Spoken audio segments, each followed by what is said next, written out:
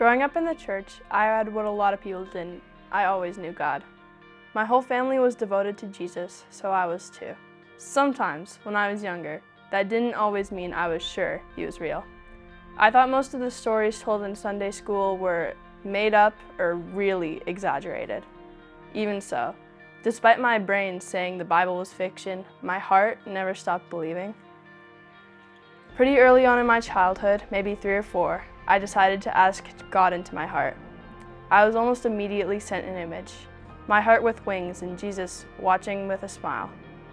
This was about when my faith started, though it continued to be on and off until a few years ago. Summer camp at Nakaman was part of healing my doubt, last year especially.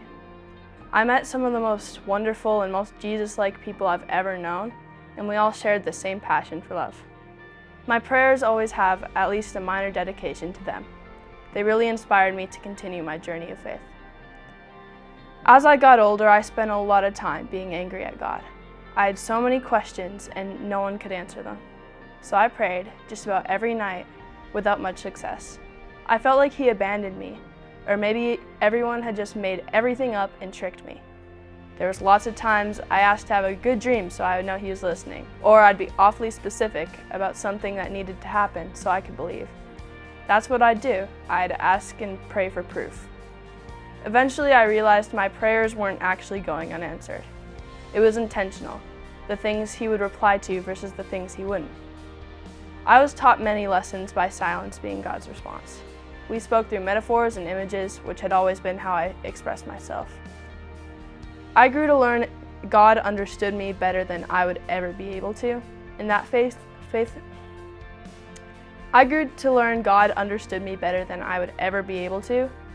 was more important than having all my questions answered. As well, I found a lot of understanding and comfort in worship.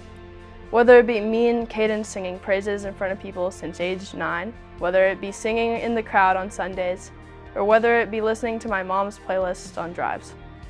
Music is something beyond important to me, and God has chosen to gift me with a talent to share it. Even music that isn't specifically Christian I've always loved, and God's support with that has forever changed my life. I've chosen to get baptized because it is a declaration of my faith. Jesus has used our language of metaphors and images to tell me I don't have to be afraid of it, and that it's my next step in my journey as a Christian. Last Palm Sunday, it really clicked for me, that a year from then I'd be ready, so here I am. And I am so glad to have my church here with me.